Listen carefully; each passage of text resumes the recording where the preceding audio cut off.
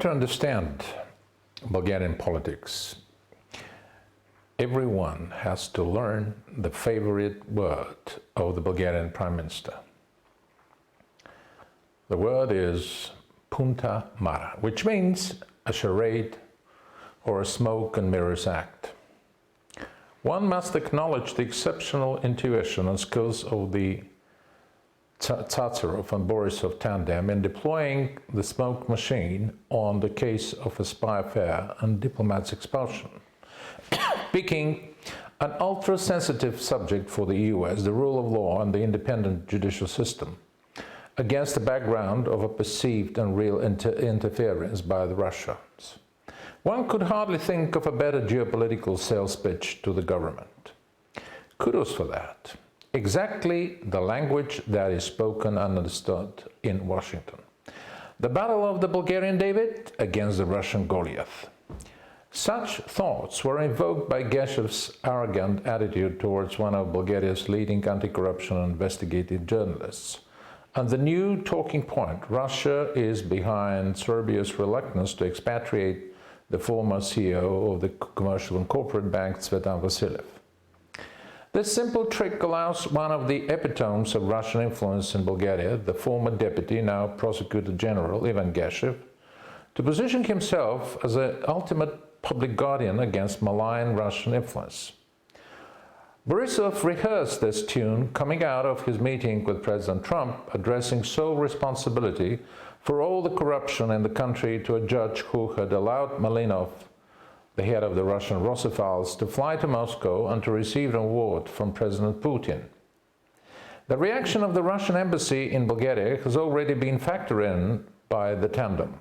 Ambassador Makarov refuted the claim that Russia has been shielding Ilian Vassilev in Belgrade, but this no longer matters as Geshev has scored a point and gained additional reputational capital. He is the designated lead combatant in the fight to eradicate Russian influence, and he has managed to engage the top Russian diplomat in Bulgaria into a forced explanation.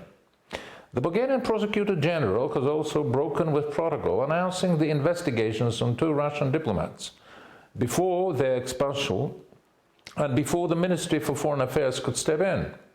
What is a routine and established practice in such difficult communications is to be done by notes verbal or discreet meetings at the Ministry for Foreign Affairs, and the public knows this has been done as a PR stunt by and for Ilian Vassilev. If the US State Department's announcement of the name of the corrupted judge is any indicator of pending actions, the Prosecutor General Geshev and the Prime Minister Borisov will continue to enjoy full US support for their work against the malign influence. Both heads of the Bulgarian government and the prosecution are cooperating with US authorities to make sure the US State Department skips corrupted officials at the top of the Prosecutor General's office or in the circles around Prime Minister Borisov. Starting the US campaign with the name of a judge who will not feature in the top 50 most corrupted officials and oligarchs that any Bulgarian could draw up implies an intent and a possible plan to start small and continue big. But for now, there is no threat for the highest level in government or state to be part of a huge list of the State Department. And it is a strange fact that most of those top 50 corrupted officials are part of responsibility of a government that has been in power for the last 10 years. And this whole system is carefully guarded, the Punta Mara shield, by the Prosecutor General, and everyone is guaranteed virtual immunity in return for subservience and loyalty. Grand corruption generates huge cash flows that are later distributed by subordinated networks controlled by Dogan and Peevsky that include prosecutors, judges, members of parliament, ministers, and other key members of the governing elite. What Peevsky does in the shade, the Prime Minister does in the open, using his power to allocate public funds, contracts, posts and to generate legislation that enriches members of the Supreme Judicial Council, compromising their independence.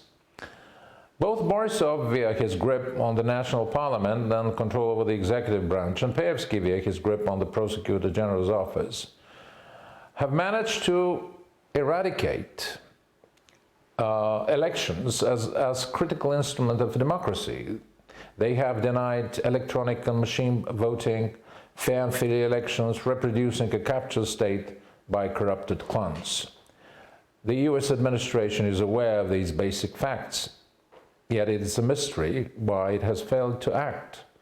Suffice it to look at the difference between Ambassador John Byerly's Borisov cables and the State Department's current action, as we talk about different Americas.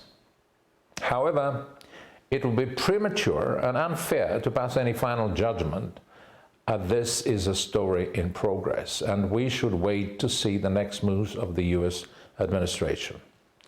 My fellow Bulgarians put too much hope in the administration of our key ally, but forget that the US State Department and any other EU state institution, as EU ones, have no one else to deal with but this Bulgarian administration, this general prosecutor.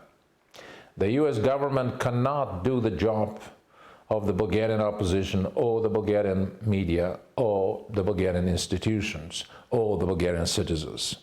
It has limited space to heal corruption as part of the bilateral interstate relations when the remedy is the action of Bulgarians.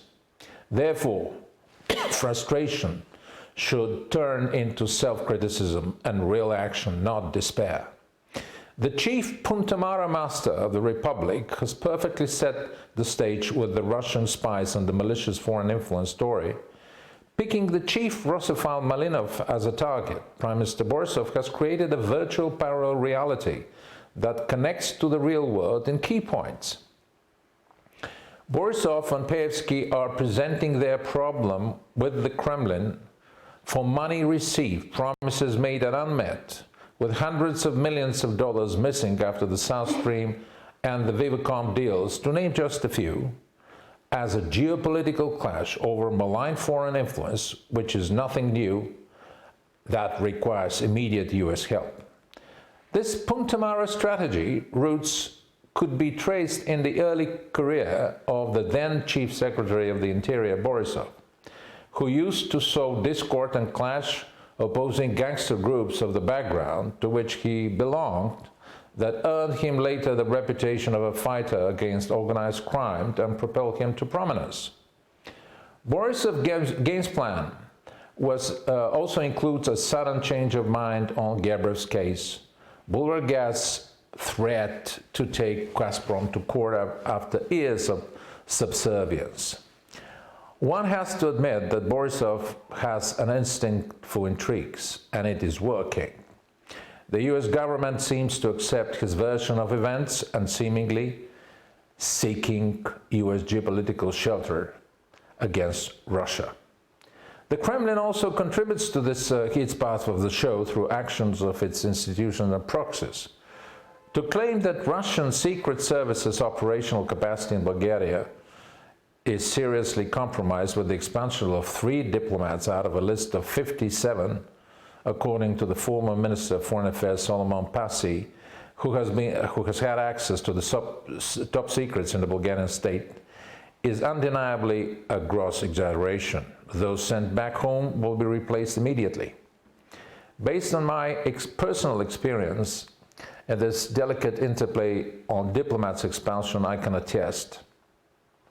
Borisov's expulsions are coordinated with the Kremlin in advance, and the proof lies in the fact that Moscow has uncharacteristically remained silent, delaying reciprocal action.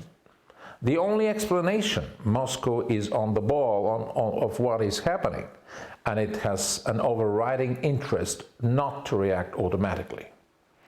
Against this narrative, many could see a new evidence of a backdoor interaction between Trump and Putin on an early possible hint of a new Yalta II. This, however, is too far and is pure speculation. But these days, in politics, perceptions of a matter more than facts, and Mr. Putin's mastership in hybrid operation is second to none. The intriguing part is that Mrs. Zakharova, the spokeslady of the Russian Ministry for Foreign Affairs, has put it straightforward. Borisov's acts are a show, a theater.